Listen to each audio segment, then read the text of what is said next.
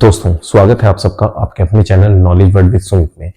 मैं हूं आपके साथ सुमित से। आशा करता हूं कि आप लोग अच्छे होंगे, बहुत अच्छे से अपनी अपनी जिंदगी जी रहे होंगे। दोस्तों, नॉलेज वर्ल्ड के इस प्लेटफॉर्म पर मैं आज आप लोगों के लिए बहुत ही अच्छी कहानी लेकर आया हूं। ये कहानी जो है हिस्ट्री से रिलेटेड है। दोस्तों, जैसा कि आप सब जानते हैं कि हमारी जो एकेडमिक हिस्ट्री है उसमें हमारे इतिहास की बहुत सी ऐसी लड़ाइयों, बहुत सी ऐसी घटनाओं को स्थान नहीं दिया गया जो बहुत इंपॉर्टेंट थी और उन पर हम गर्व कर सकते थे। जैसा कि हम सब जानते हैं कि हमारा एकेडमिक इतिहास एक खास तरफ झुका हुआ हमेशा से दिखाई दिया है। ऐसे में दोस्तों हम सबका कर्तव्य बनता है कि ऐसी घटनाओं को और ऐसे इंसिडेंट्स को हम सब सामने लेकर आएं ताकि आम जन तक ये चीज़ें पहुंचे।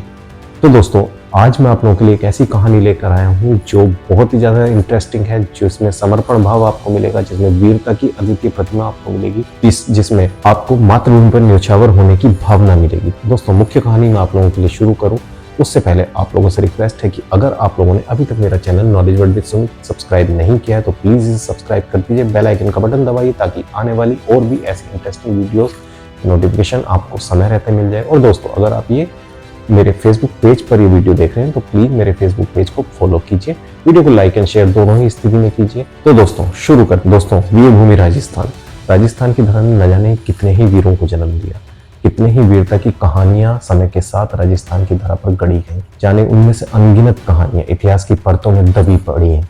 दोस्तों, एक ऐसी कहानी है राजस्थान के मेवाड़ की। जैसा कि हम सब जानते हैं, मेवाड़ महाराणा प्रताप की कर्म भूमि रही है। तो जैसा कि हम जानते हैं कि मुगल काल में अकबर के समय पर काफ़ी ज़्यादा मेवाड़ के जो एरियाज थे उन पर मुगलों का अधिकार हो गया था। लेकिन महाराणा प्रताप ने उसके बाद छापामार युद्ध करते हुए बहुत से मेवाड़ी इलाकों को मुगलों के हस्तक्षेप से मुक्त करा लिया, पर उनमें से कुछ हिस्से अभी भी उनके पास। दोस्तों, ऐसा ही एक दुर्ग था उटाला। उटाला उदयपुर से 40 किलोमीटर दूर था। उटाला पर मुगलों की बहुत ज़्यादा स्ट्रॉन्ग पोजीशन थी। दोस्तों, महाराणा प्रताप स्वर्ग सिधार गए, उसके बाद उनके यशस्वी पुत्र अमर सिंह जी महाराणा बने। दोस्तों, सन 1600 की बात है। अगर आप लोग मेवाड़ की हिस्ट्री में थोड़ा सा इंटरेस्ट रखते हैं तो आप लोगों को पता होगा कि मेवाड़ में कोई भी महत्वपूर्ण फैसला महाराणा अकेले नहीं करते थे। महाराणा के साथ में उनके सामंत हमेशा से इस बात को निर्धारित करते थे कि राज्य के हित में कोई कदम उठाया जाए या ना उठाया जाए। दोस्तों, महाराणा ने अपने सामंतों के साथ इस बात का फैसला लिया कि मुगलों से छीन लेना चाहिए। मेवाड़ के वीर सामंत और महान जनमानस इस विषय में एक मत थे, पर एक छोटा सा विवाद उस समय महाराणा के दल में खड़ा हो गया। वो विवाद क्या था? जैसा कि आप जानते हैं कि महाराणा सांगा, जो कि महाराणा प्रताप के दादाश्री थे, महाराणा सांगा के दादा थे महाराणा कुंभा। महाराणा कुंभा के पिताजी थे महाराणा मोकल। महाराणा मोकल के एक बड़े भाई थे जो कि सौतेले भाई थे महाराणा चुंगा।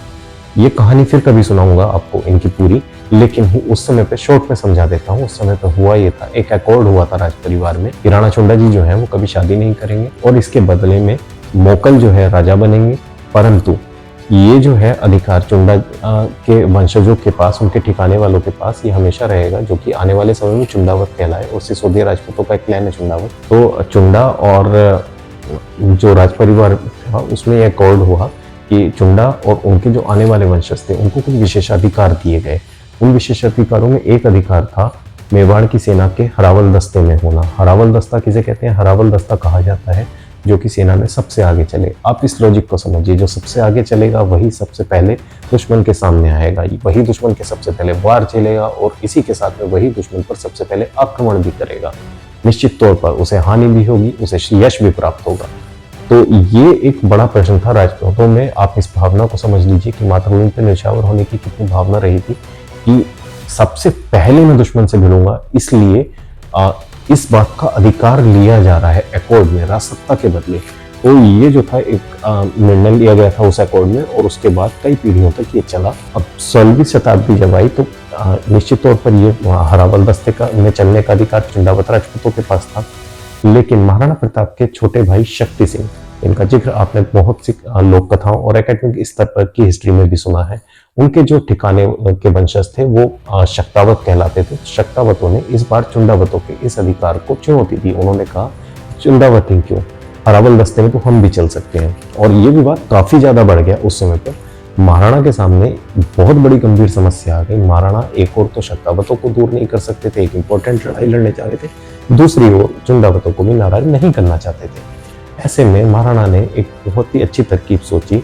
महाराणा ने कहा कि भाई ठीक है, आप दोनों लोग जो है साथ चलिए और जो भी इस किले पर पहले अधिकार करेगा वो आगे से हराबल दस्ते में जाने का अधिकार। दोस्तों, विभिन्न स्रोतों से बताया जाता है कि उस समय पर राजपूतों की तादाद 10,000 के आसपास थी और मुगल भी जो जहांगीर के शासनकाल में बहुत मजबूत स्थिति में थे, उनकी तादाद भी कायम खान जो किलेदार थे उटाला के, उनके नेतृत्व में अच्छी खासी थी। उनकी कोई निश्चित तादाद वहाँ पर किसी भी सोर्स में देखने को नहीं मिलती। तो हुआ ये कि तय हो गया, महाराणा ने बोला कि अब जो है आप दोनों जो है शक्तावत और चुंडावत इस बात की प्रतिस्पर्धा कीजिए कि दोनों में पहले कौन एंटर करेगा। तय किया गया महाराणा की उपस्थिति में कि दोनों ही अलग अलग दिशा से आक्रमण करेंगे और दोनों में जो पहले गया वही आगे से हराबल दस्ते का भाग। शक्तावतों की कमान इस समय पर बल्लू सिंह शक्तावत के पास थी, चुंडावतों की कमान रावत जैत सिंह चुंडावत के पास थी। दोनों ही दल अपने अपने लक्ष्यों को प्राप्त करने के लिए निकल पड़े।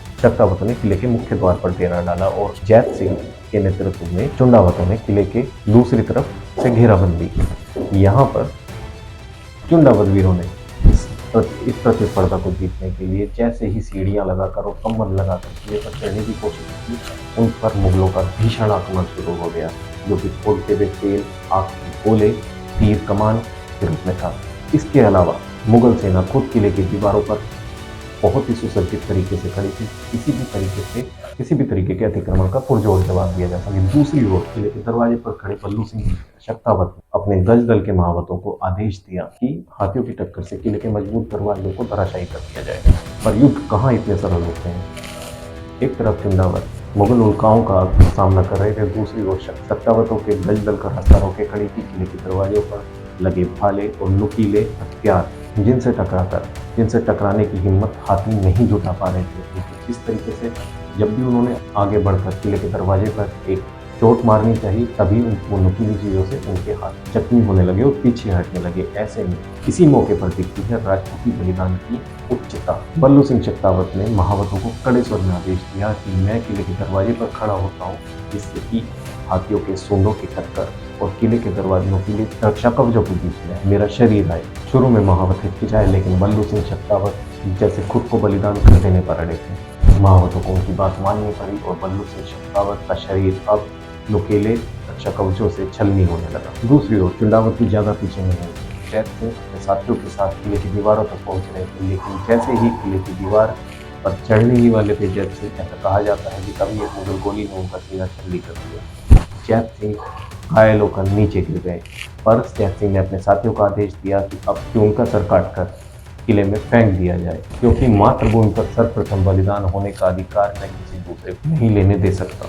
के आदेश का पालन हुआ। राजस्थानी में एक कविता की दो पंक्तियां हैं जो जैत सिंह के शौर्य को नमन करते हुए लिख, आपस में माथों का सौदा कोई बाकुरा करता था, उटाला कहता विस्मय से कैसा अजब जमाना।